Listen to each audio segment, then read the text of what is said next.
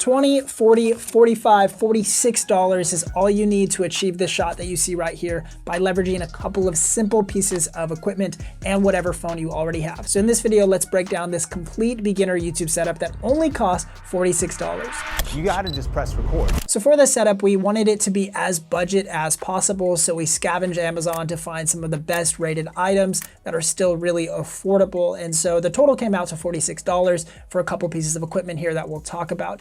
And when you're building out a YouTube style setup, you want to think about this acronym that we often use. I'll even literally put it right here on the screen. The acronym is AVLS, and it stands for Audio, Video, Lighting, and Stabilization. So let's work through the different tech pieces of this kit that gets us to this acronym. So we'll work backwards, starting with stabilization and lighting, because we have an all-in-one solution here that's really helpful from Sensign. This is their Sensign 10-inch ring light with a 50-inch phone tripod. So this is a cool all-in-one solution that I'm using right now. My phone is currently rigged to this setup.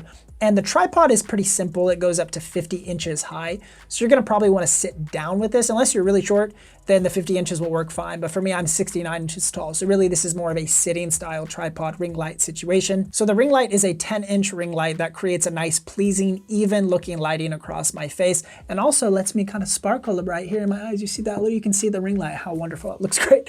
But let me show you what it looks like with this off. So I'll show you.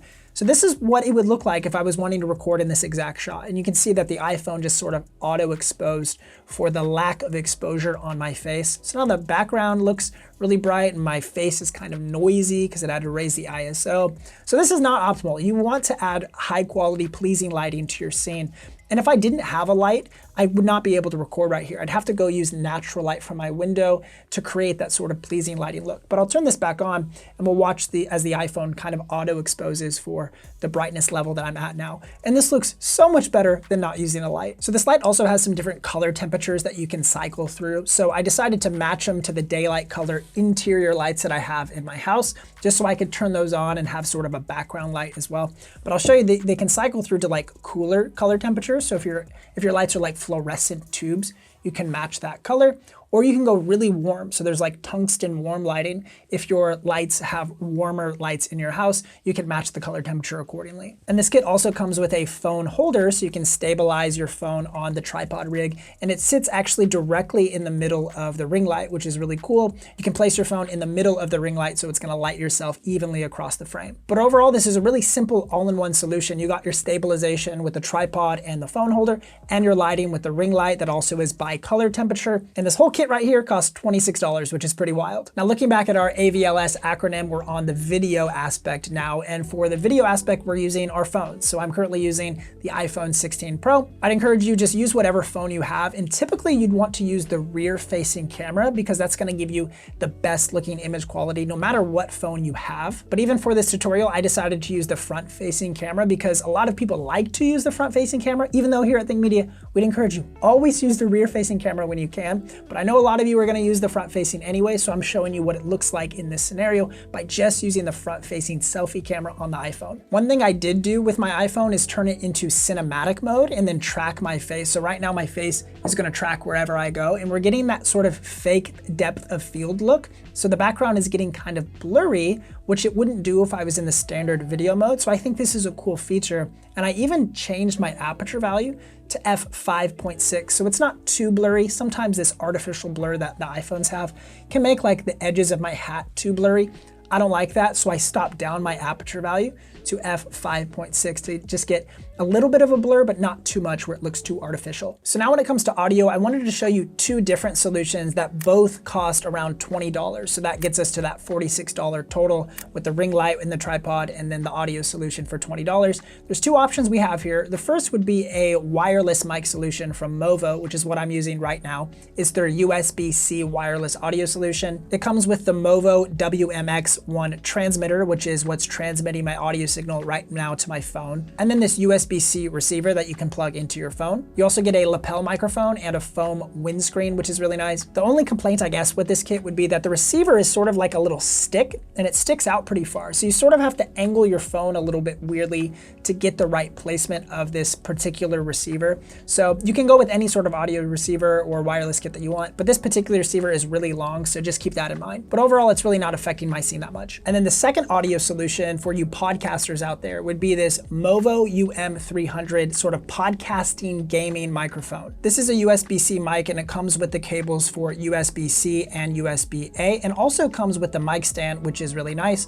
There's even a headphone jack on the microphone with a gain level, so you can listen to your audio back in real time and you can adjust your gain up or down. You can also change your pickup pattern from omnidirectional to cardioid if you want a different sort of pickup pattern to isolate your voice more. The one con about this microphone is sometimes I do think it does sound a little bit gamer-esque, like you get that kind of gamer headset sound coming from it, and I'll show you some samples in just a second. In either case, I think both of these microphones work really well. I like the wireless one because I can move around my scene and I don't have to be tied down to a specific location. So this is great for people who do sorts of tutorials or unboxing videos, or maybe you run like a cooking channel or something and you want the free range of motion to move back and forth.